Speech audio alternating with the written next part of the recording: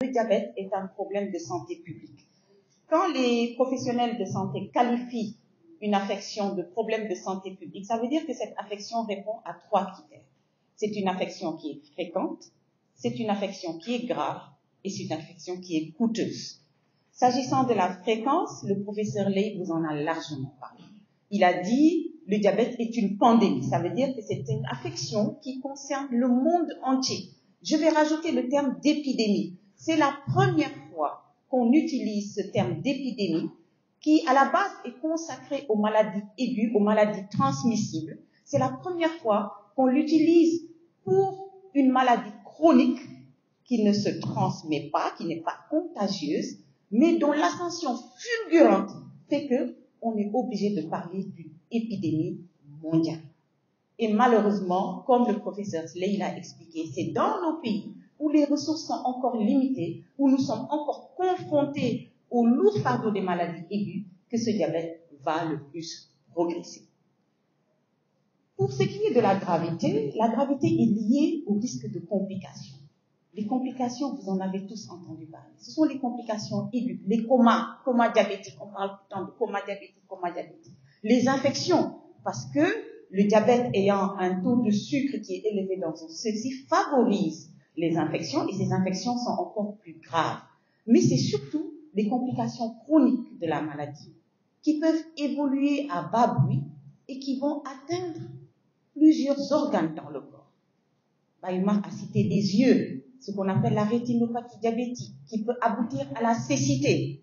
Le diabète dans les pays développés est la première cause de cécité dans le monde.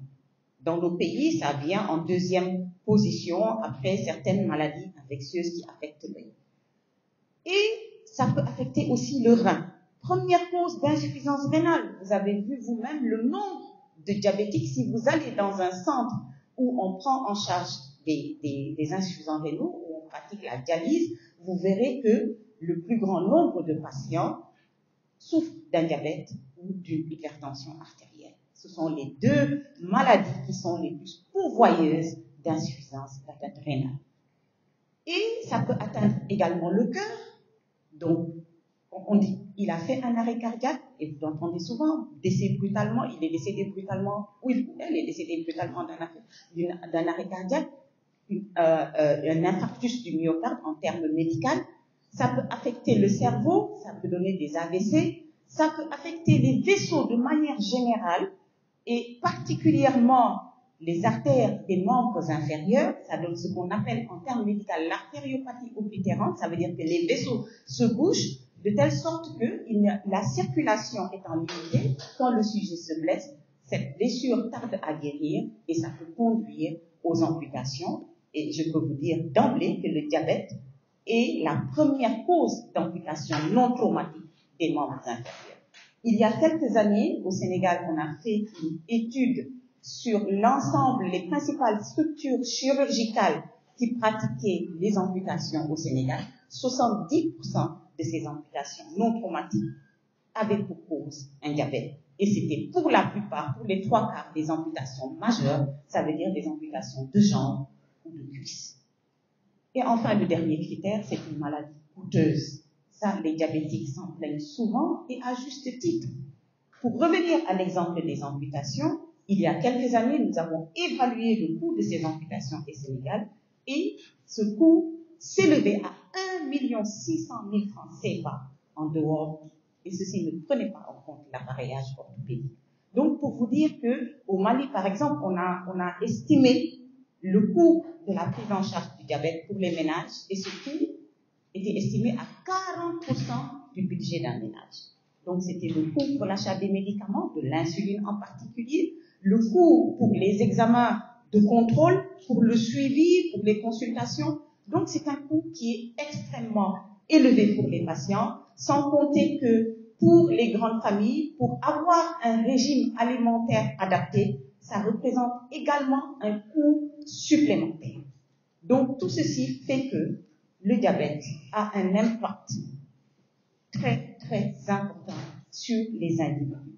Et pour toutes ces raisons, donc, il est important de parler, de sensibiliser sur cette affection. Et la Journée mondiale du diabète est une occasion pour que tous les acteurs, les patients, la population de manière générale, les leaders d'opinion, les journalistes que vous êtes, que tous ensemble, nous mettions à sensibiliser davantage sur cette affection pour limiter cet impact dont nous venons de parler. Et il est important également dans nos pays que, en dehors de cette sensibilisation, en plus de cette sensibilisation, que nous poursuivions les efforts de formation. Les efforts de formation, le professeur Ley en a parlé. Il y a également de plus en plus de médecins et de personnel paramédical formés à la prise en charge du diabète. Il faut décentraliser cette prise en charge pour qu'elle soit accessible à tous sur leur lieu de résidence.